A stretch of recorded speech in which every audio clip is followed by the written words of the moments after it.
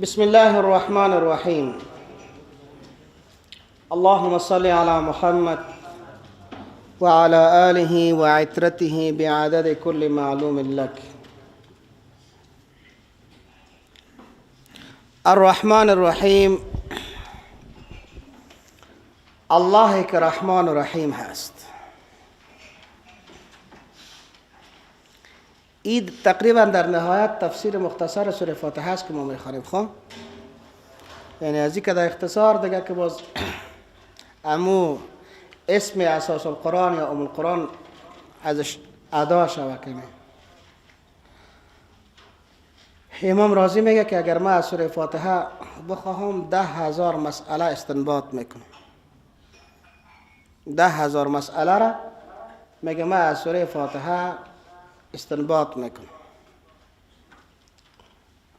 و نمیفهم بیشتر از والله اعلم 100 مسئله است چقدر که تناز بسم الله و استنباط کردم.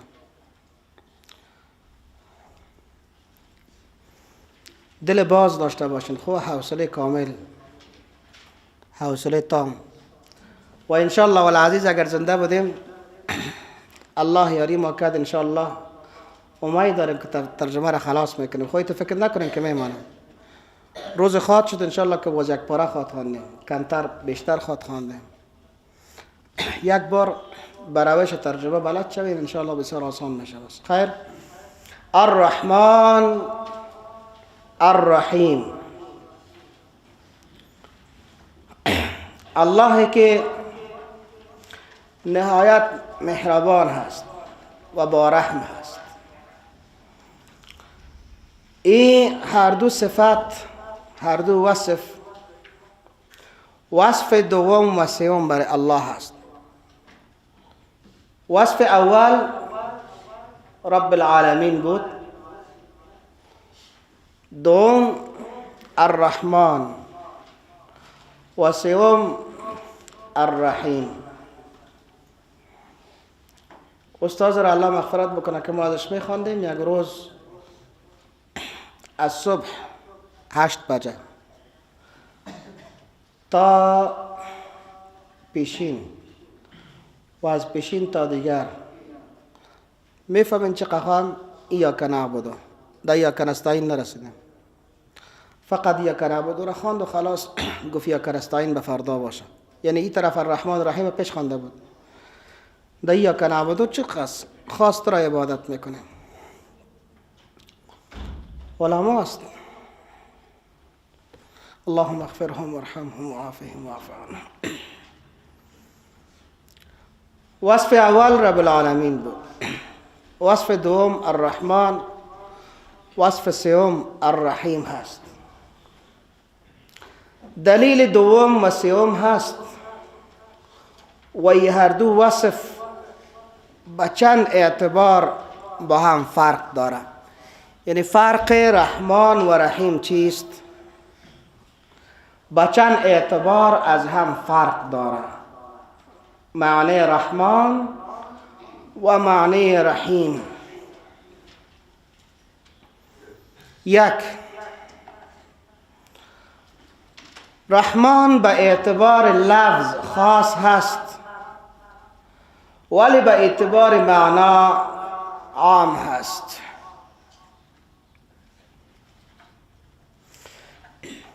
به تعبیر دیگه لفظش مختص به الله هست و معنایش مؤمن و کافر در بر میگیره.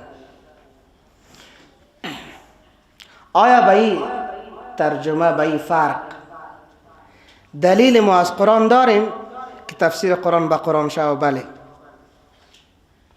سوره اعراف آیه 156 میگه و رحمتی وسعت كل شیء.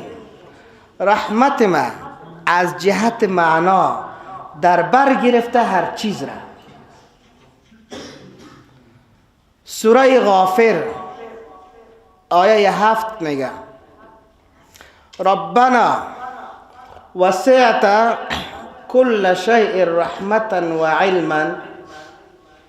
ای الله فراخ کردی هر چیز را از رحمتت و از علمت.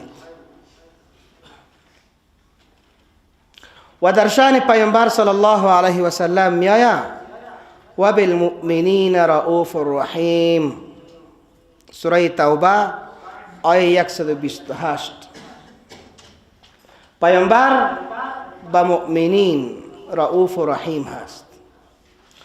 احزاب آیه 43 و 42 میگه که و کان بالمؤمنین رحیما. دوم فرقش در میان این هر دو فرق به کمیت و کیفیت است. فرق به اعتبار کمیت، تعداد و کیفیت هست. رحمان به معنای عمیم الاحسان هست. احسانش عام هست. در دنیا هیچ کافر گرسنه مانده؟ نه. و رحیم به معنای عظیم الاحسان هست. احسانش بسیار بزرگ هست. سوم فرق به اعتبار محل است. رحمان در دنیا و رحیم در آخرت است. رحمان در دنیا و رحیم در آخرت هست. در دنیا بالای کافر و مسلمان بالای همه مهربان هست. همه را روزی میده، کالا میده، جا میده، بلکه کافرها را به مراتب از مسلمان ها بیشتر. اما در آخرت رحیم فقط بالای مؤمنین هست رحمتش. باز کفار فساق نظر به عملکردشان مجازات میکنه. 4 فرق به اعتبار منعم بهی. منعم نه، منعم بهی یعنی آن چیزی که نعمت داده شده. رحمان عطا کننده نعمتهای ملکوتی هست. رحمان عطا کننده نعمتهای ملکوتی هست، مانند عقل، مانند روح، مثل ایمان، مثل توفیق، مثل قدرت و غیره و امثالش. اما رحیم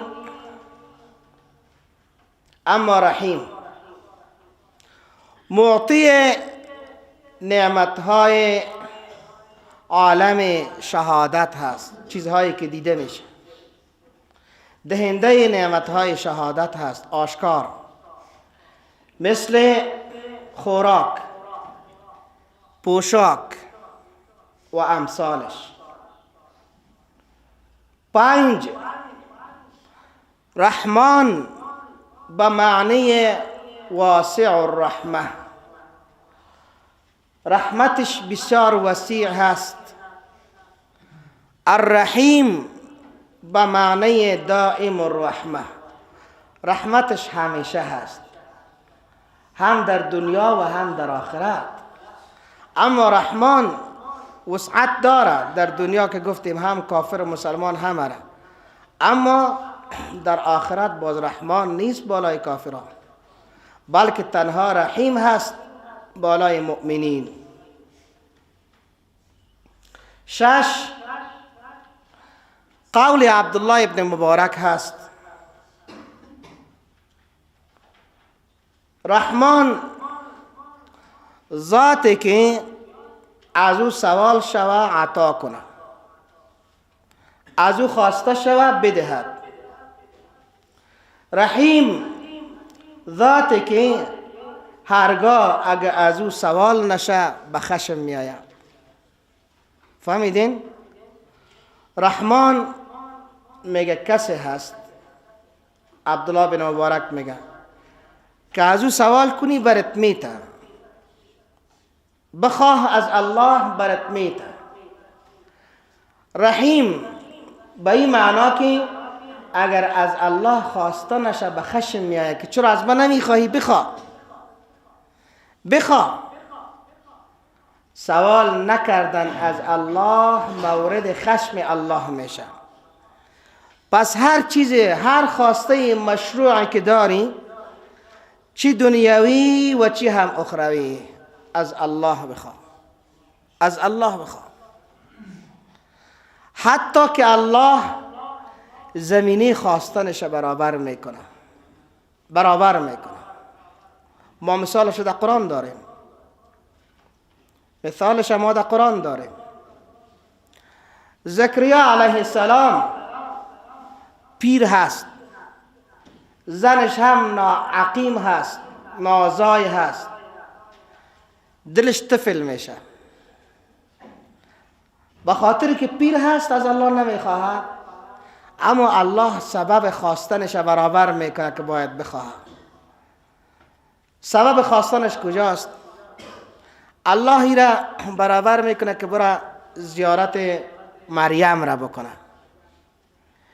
می در عبادتگاه یا در اتاق یا در غرفه مریم میبینه که در زمستان میوه تابستان هست، در تابستان میوه زمستان هست. به مریم میگه که انا لک هذا، این میوه را از کجا کردی؟ میوه زمستان در تابستان، تابستان در زمستان از کجا کردی؟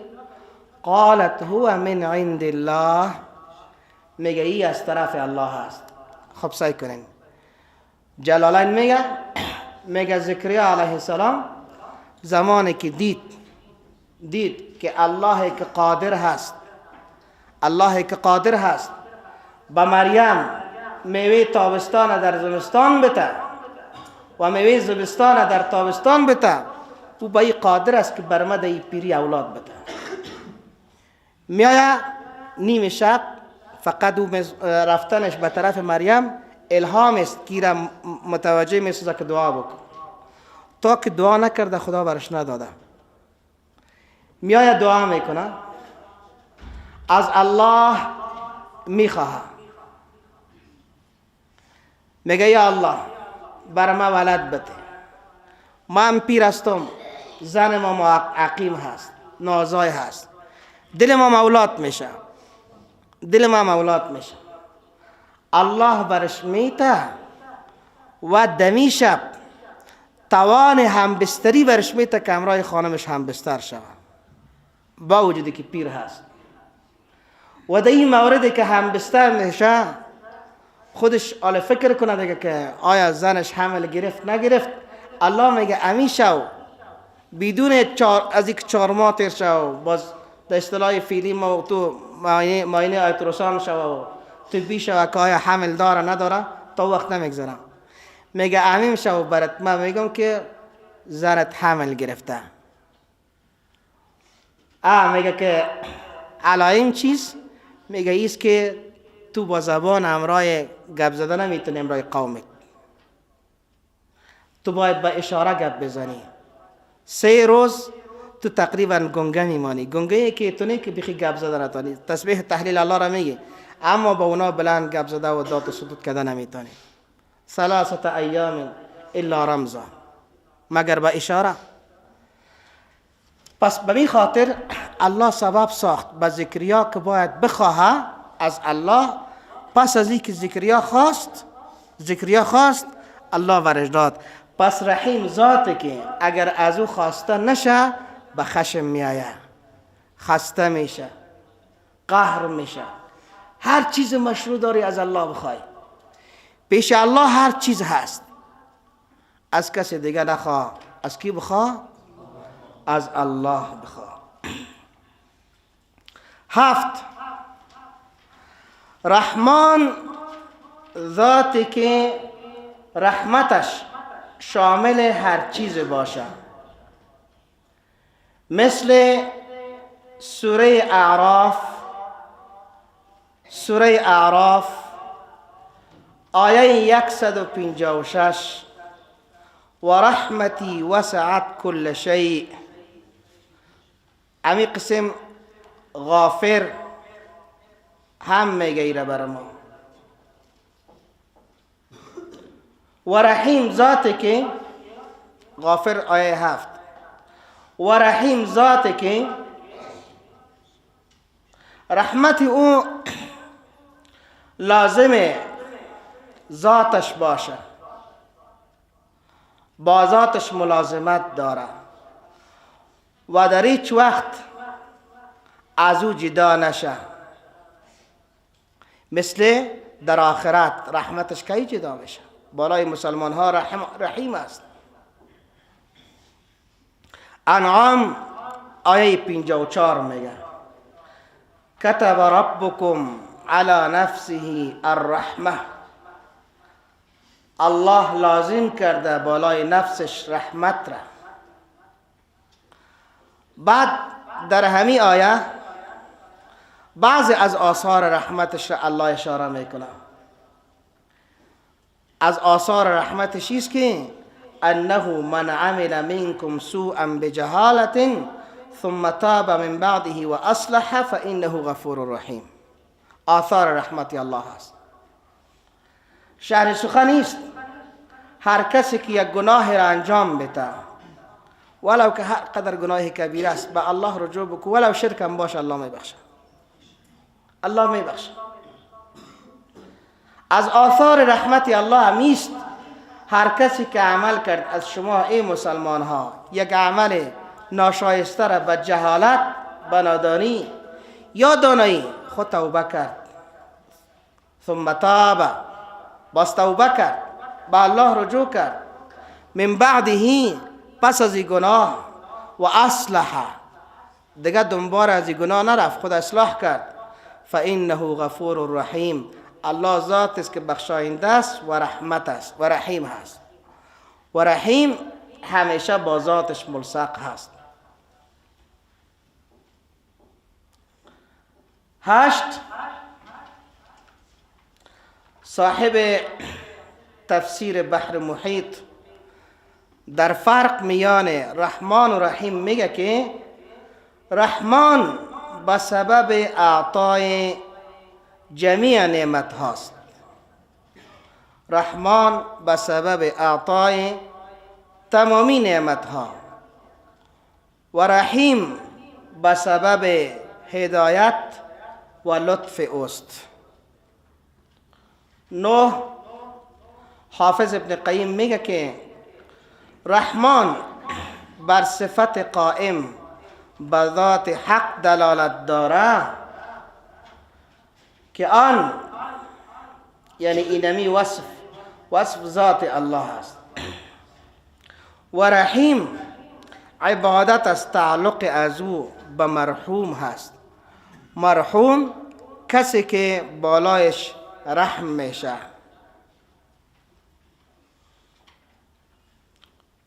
نکته قابل بحث یا خلاصه در آخر یک باید بگوییم که رحمت از صفات حقیقی مختص و قائم به ذات الله است.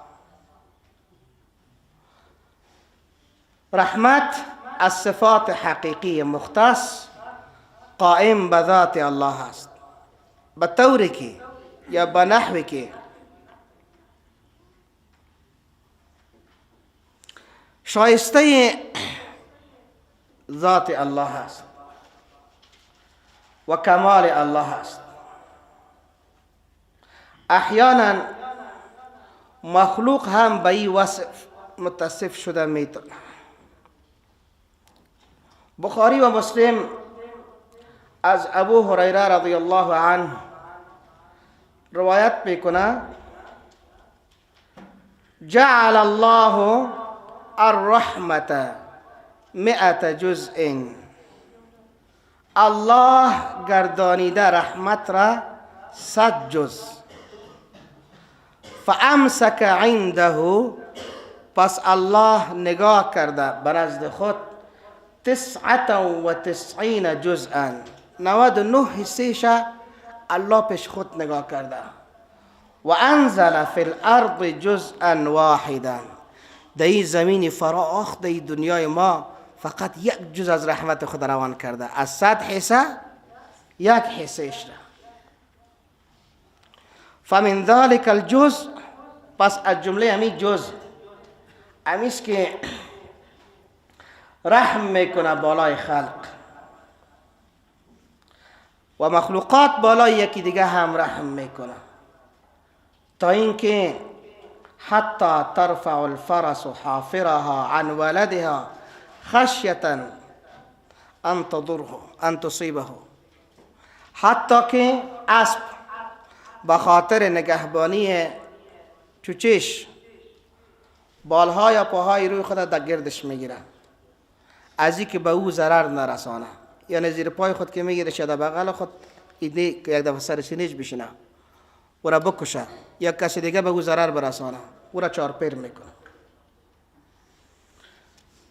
اقسام رحمت چند نوع هست؟ به صورت عموم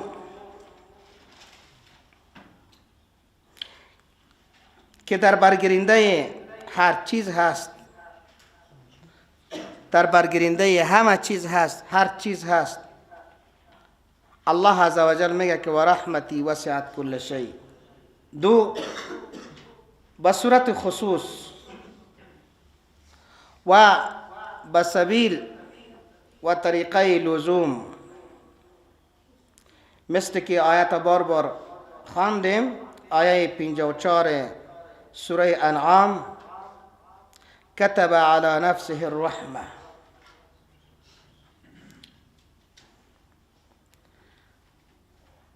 نفی رحمت از غیر الله.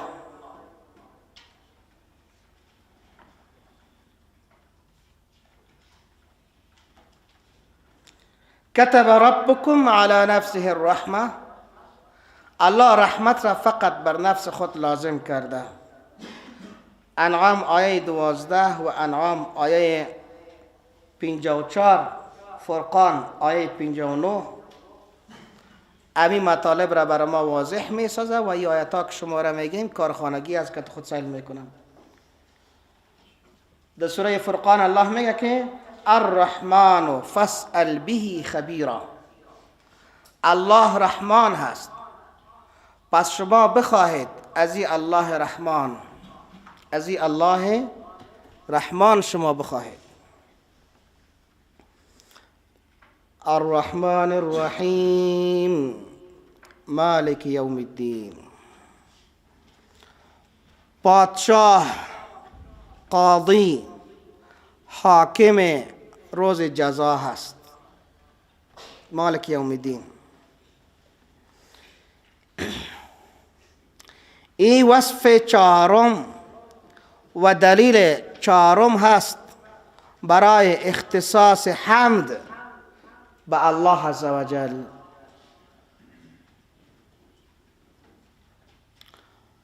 و این روی چند سبب هست. روی چند سبب روز جزا را الله عزوجل به طور خاص ذکر کرد. یک،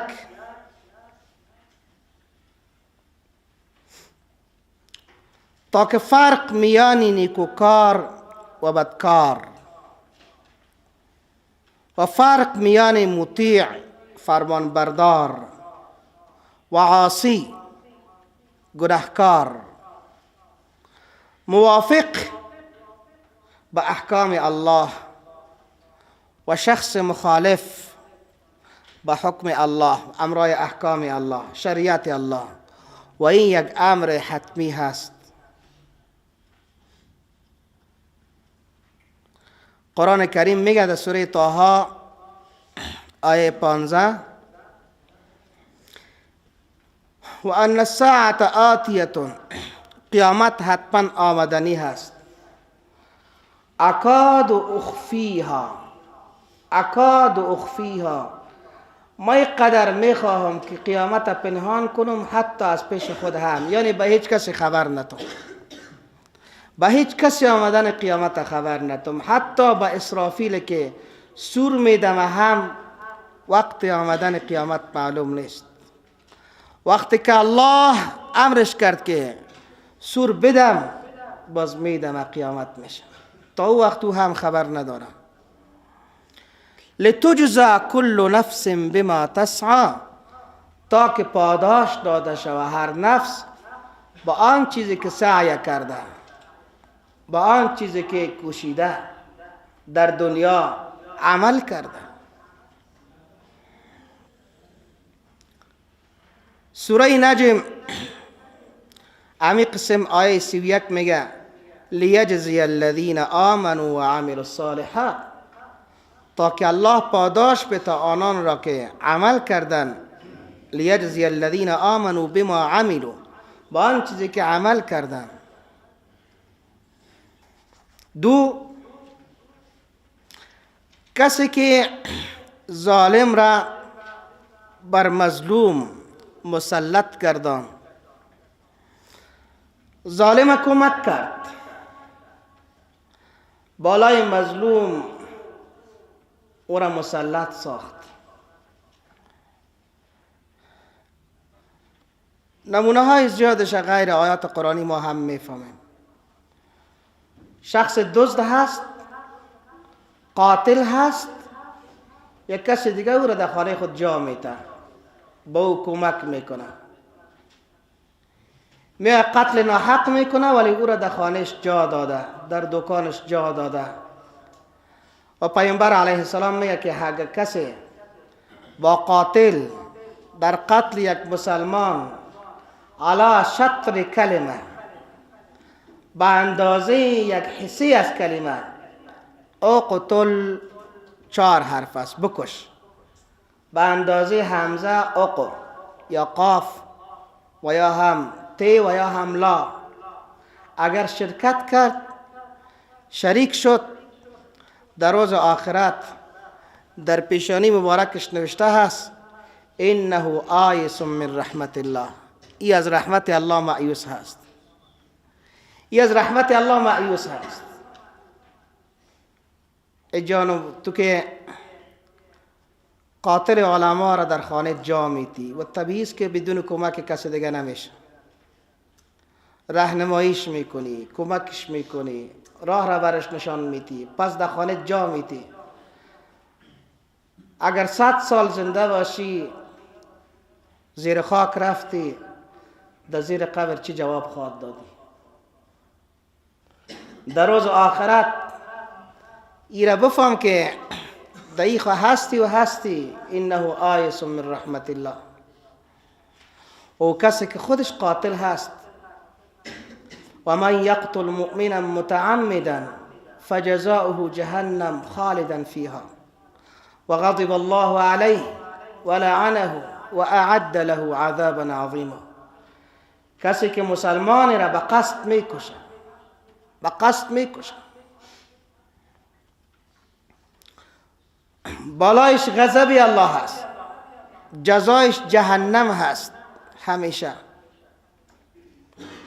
غضب و قهر و خشم الله بالایش است. ولهم عذاب عظیم، و هست برشان عذاب سخت بزرگ در روز قیامت. پس کسی که ظالم را بر مظلوم مسلط گردان و یا هم داد مظلوم را از ظالم نمیگیره، این مربوط به دستگاه های حکومت میشه که اگر میفهمه کی مظلوم هست کی ظالم، دست ظالم نمیگیره، در حقیقت در ظلم شریک هست. و یک معنی مالک یوم الدین امی است که در روز باز الله عادل فیصله میکنه. من مشى مع ظالم لیقویه و هو یعلم انه ظالم فقد خرج من الاسلام. کسی که رفت همراه یک ظالم لیعلم ان و هو یقویه، و او را تقویه میکرد ظالم را به ظلمش، و هو یعلم انه ظالم، حتی برخی روایت امی حسش هم نیست، میفهمید که نمی ظالم هست و به خاطر تقویش رفت، و یا هم حتی به خاطر کثرت سوادش رفت، تقویش هم کرده نمیتونست، همراه ظالم هم نظر بود، همراه بود. پیامبر علیه السلام میگه فقط خرج من الاسلام، از اسلام بیرون شده. حدیث ابو داود هست. پس ظالم را که بر مظلوم مسلط گردانید و یا هم داد مظلوم را از ظالم نمیگیره، بفهمه که خود در ظلم شریک هست. و این از سه حال خالی نیست. امی که داد مظلوم را از ظالم نمیگیره از سه حال خالی نیست. یا ای که عاجز هست، دو یا جاهل هست، و یا هم به ظلم و ستم راضی هست. اگر عاجز هست پروای نداره، مثل اکثریت موتو که عاجز میمانه، چیز کرده نمیتونه. و یا جاهل هست، نمیفهمه، فرق نمیتونه بین ظالم و مظلوم. این بسیار کم واقع شود، کم واقع شود. در این صورتی که اگر جاهل می باشه علی الاقل با سکوت بکنه، طرف واقع نشه. و یا هم ای که بینمی ظلم و ستم راضی میشه، راضی می باشه.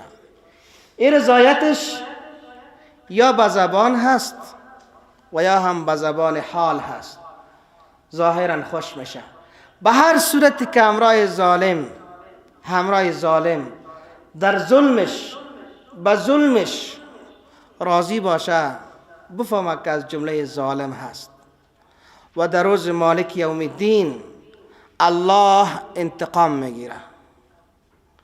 اسی صورت در شان الله عزوجل محال هست و الله از این عیوب که عاجز باشه علیه بالله و یا هم جاهل باشه علیه بالله و یا هم به ظلم و ستم راضی باشه، هیچ امکان نسبت به الله نیست.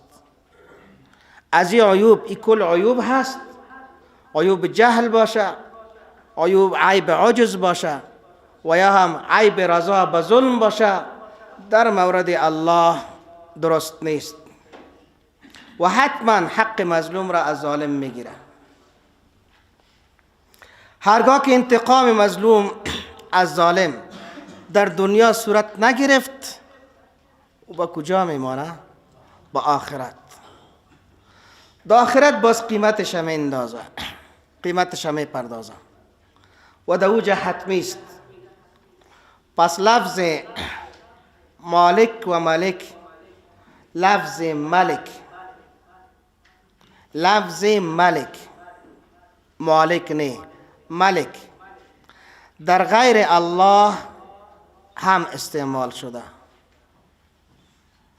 قرآن کریم میگه اذ قالوا لنبی له مبعث لنا ملکا نقاتل فی سبیل الله، سوره بقره آیه 246. وقتی که با پیغمبرشان با یوشع بود، اغلبا گفت که سر ما مقرر کو یک کسی را ملکا نقاتل، یک ملک را، یک قماندان را معرفی بکو سر ما که ما بریم زیر قمانده از او امرای جالوت جنگ کنیم. سوره یوسف آیه 50 میگه و قال الملک ائتونی به، ملک عزیز مصر گفتن که یوسف را بیارین به ما که خواب را تعبیر بکنه. سوره کهف آیه 79 میگه در شان ذوالقرنین و کان وراءهم ملک یأخذ کل سفینه غصبا،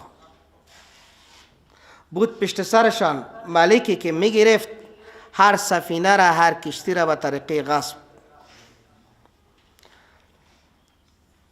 در سوره نمل آیه 34 میگه به نقل از بلقیس قالت ان الملوک اذا دخلوا قرية افسدوها، گفت بلقیس در مورد نامه سلیمان علیه السلام با وزیراش که فکرتان باشه اگر این لشکر آمد داخل سبع شد افسدوها، بس خرابی میاره و ایرانی میاره. اما ملکی که بنده به او وصف شده این مغایر ملک الله است، با ملک الله فرق داره. ملک بنده فانی هست، از بین میره، و ملک الله ابدی هست و ازلی هست. مثل که آیه 26 سوره آل عمران میگه قل اللهم مالک الملک تؤتی الملک من تشاء. حافظ ابن قیم میگه که الله با اعتبار ذات و تصرف و عبودیت مالک هست، اما ملک غیر الله ملک استخلاف هست، جانشینی. ای که ما میگیم خواه که آدم خلیفه الله است، این خلیفه به این معنی که وضع الله است. خلیفه از کسی از جنس خودش می باشه، بنده هیچ وقت از جنس خالق نیست. این خلافت انسان ها در زمین به معنی تطبیق احکام الهی از طرف الله در سرزمین الله است. خلافت یا استخلاف به این معنا هست.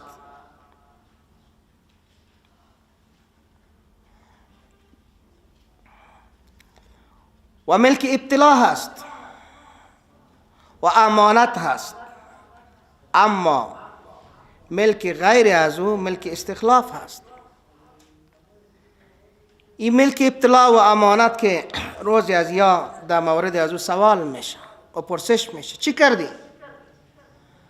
حضرت عمر رضی الله عنه خلیفه مسلمان ها میگه که اگر در خلافت اسلامی کسی که دعوا داره که من پادشاه و خلیفه هستم، در جایی که زیر تسلطش هست، اگر در یک منطقه یک دانه پل خراب می باشه، رمه از گوسفندها از اون میگذره، یک گوسفند میفته و پایش میشکنه، خلیفه مسلمان ها از او پرسان میشه. خلیفه مسلمان ها از او پرسان میشه که زمانی که دعوای خلافت در این قدر احاطه زمین داشتی، در فلان جا پل شکسته بود، افتیده بود که گوسفند افتید، پای از او شکست و صاحب رمه انسان مالکی از او ضربی از او را دید، دمالش کم شد. پس کسایی که خوش است که رئیس جمهور شود، خوش است که خلیفه باشه، خوش است که امیر باشه، مسئولیت هم بفهمه که آسان نیست. آسان نیست. وقتی که از پای گوسفند پرسان میشه، آیا از قتل مردم پرسان نمیشه؟ و خود غنی میگفت که در هر روز 300 تا 350 نفر از اردوی ما کشته میشه و در طول 2-3 سال اخیرش میگفت 45,000 به اعتراف خودش 45,000 اردو کشته شد. این اردو به چی خاطر کشته شد؟ به خاطر ریاست جمهوری تو کشته شد. آیا در روز آخرت خون هر کدام از او را به هر نحوی که ریخته، حق یا نه حق، در حضور الله چه قسم جواب خواهد دادی؟ در حضور الله چه قسم جواب خواهد دادی؟ اگر از خلیفه در یک پای گوسفند پرسان میشه، از یک شکستن پای گوسفند پرسان میشه، از این خون انسانهای بیگناه خب پرسان میشه و میشه. چی که باز به خاطر تو کشته شوه؟ لفظ مالک و ملک با چند قرائت خوانده میشه. مالک یوم الدین، ملک یوم الدین، هر دو معنا به الله صادق هست. قل اللهم مالک الملک تؤتی الملک من تشاء، آیه 36 سوره آل عمران. شاهد قرائت دوم است که الملک یومئذ الحق للرحمن، سوره فرقان آیه 26. پادشاهی در این روز حق است، به نزد الله رحمان هست. وجوه ترجیح قرائت یا قرائات مالک و ملک میشه که در تفسیر اظهار البیان جلد 1 صفحه 238 تا 241 مطالعه بکنیم.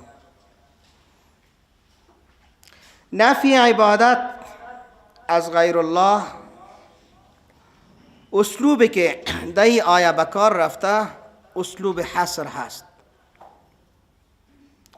بعد از این میگه ایاک نعبد و ایاک نستعین، خاص تو را عبادت میکنم ای الله و خاص از تو کمک میخواهم. ایاک حصر هست، از مالک یوم الدین خلاص شدیم. ایاک خاص تو را، نعبد ما عبادت میکنیم، و ایاک و خاص از تو، نستعین ما کمک میخواهیم. اسلوبی که در این آیه علما میگه بکار رفته اسلوب حصر هست. مثل که ما در ترجمه کلمه انما میگیم که انما جزء نیست، برای حصر آمده، معنا را مختصر دم و مذکورش میکنه و با اختصاص عبادت فقط بر الله و نفی عبادت از غیر الله ترکیز داره. سوره مائده آیه 76 الله میگه که قل اتعبدون من دون الله ما لا یملک لكم ضرا ولا نفعا. بگوی پیغمبر صلی الله علیه و سلم اتعبدون من دون الله، آیا شما عبادت میکنین به غیر الله کسای دیگه، چیزهای دیگه، ما لا یملک لكم ضرا ولا نفعا، آن چیز را کنها مالک نیستن، نه ضرر را و نه هم منفعت را. اگر عبادتش نکنی به تو ضرر رسانده نمیتونه، اگر کسی به تو ضرر برسانه ضرر از تو دفع کرده نمیتونن. ولا نفعا و نه هم اگر ازشان منفعت بخواهی به تو منفعت رسانده میتونن. اونا خود مخلوق هستن.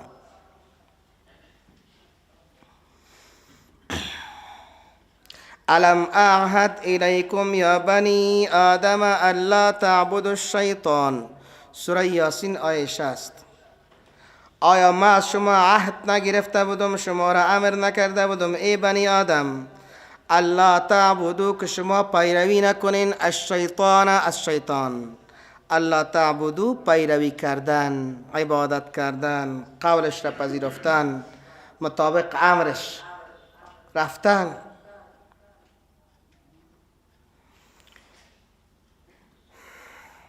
سوره انعام آیه 56 و 74، سوره مریم آیه 42 تا 44، غافر آیه 66 هم در این مورد میشه دیده شود.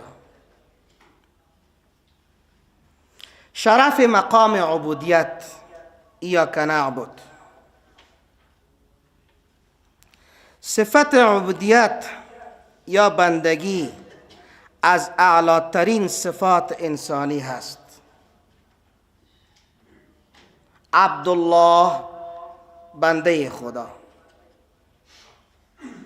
از این جهت الله عزوجل در آیات قرآنی مقام پیامبر صلی الله علیه و سلم و سایر انبیا را بر کلمه یا لفظ عبد تشریف میکنه و تشریح میکنه. در سوره بقره آیه 23 میگه و ان کنتم فی ریب مما نزلنا علی عبدنا. با عبودیت اختصاصش میده.